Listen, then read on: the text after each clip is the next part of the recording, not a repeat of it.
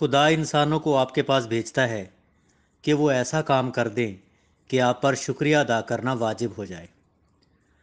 مالک کا ارشاد ہے کہ جس نے انسان کا شکریہ ادا نہ کیا اس نے رب کا شکریہ کیا ادا کرنا ہے۔ جب کردار اچھا ہو تو لازمی بات ہے کہ نتیجہ بہت اچھا ہوگا۔ کسی نعمت یا کسی شخص کا شکریہ ادا کرنے کا سب سے اچھا طریقہ یہ ہے کہ جیسا فیض ہو ویسا ہی شکریہ ادا کر دو۔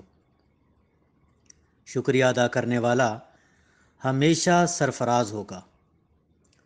دعا یہ کیا کریں کہ اے پروردگار، تیرا شکر ہے کہ تو نے مجھے شکر کرنے والا اور دوسروں کے قصور معاف کرنے والا بنایا۔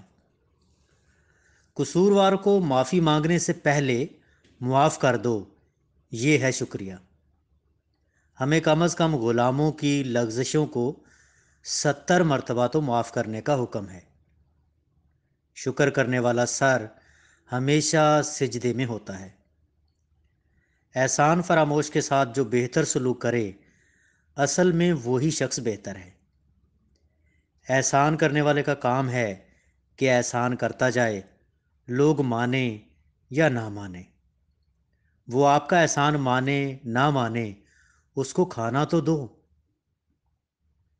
جو نقصان پہنچانے والا ہو اس پر احسان نہ کرو۔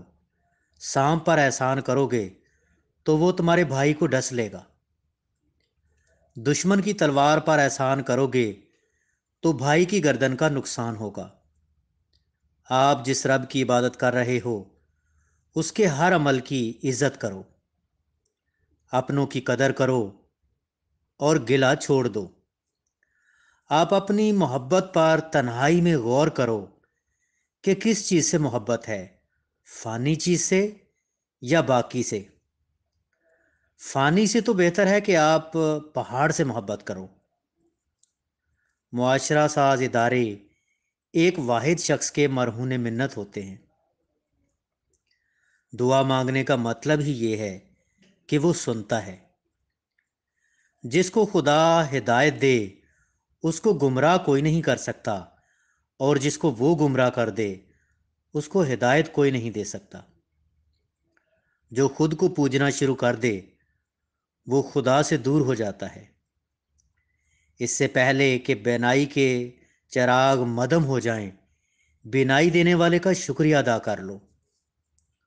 پھول اور نظارے بینائی کی خوراک ہیں، اور بینائی کی خوراک بینائی سے پہلے اگائی گئی ہے۔ کوئی بھی فیصلہ کرنے میں جلدی نہ کرنا۔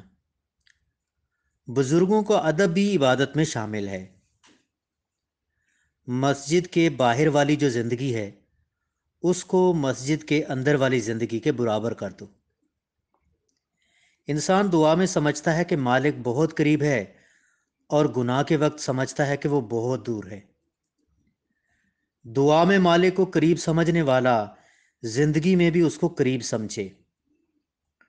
جس علم سے آپ کے عمل میں کوئی فرق نہیں پڑتا تو وہ علم اضافی ہے۔